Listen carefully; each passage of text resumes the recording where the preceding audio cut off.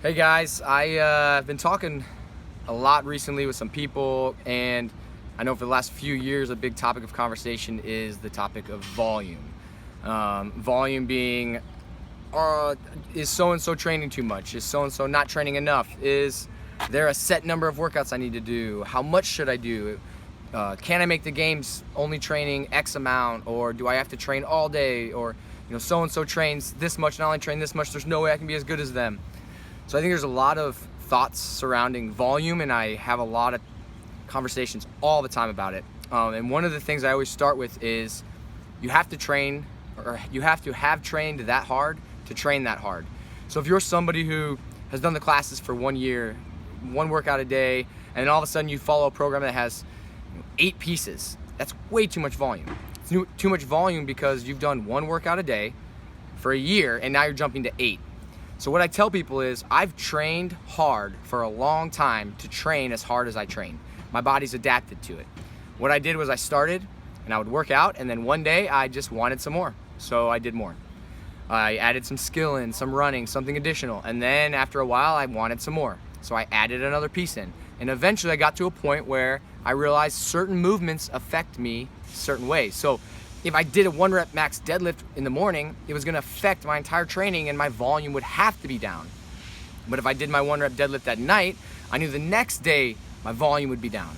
So sometimes you have to understand that volume is also dictated by what you've done. So I could run, a 400 meter all out sprint and in 30 minutes feel fine.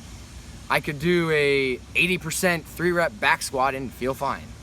I could do a 100 shouldered overhead at 90% and be destroyed. But those are still, for most people, considered one piece. You have to understand that volume comes down to how you've trained and how you're training. So if you do have questions about that or wonder about that, you have to look back on what you've done, where you are, and where you want to go. And sometimes it may not be a 1 week, 1 month, 1 year fix. It may be that where you want to get to and how you want to train, maybe 3 years down the road.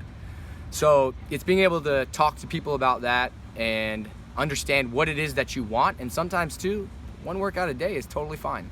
Figure out what your volume is. So for those of you who maybe want more, you want 3 or 4 different things every single day, but maybe you haven't been training that way.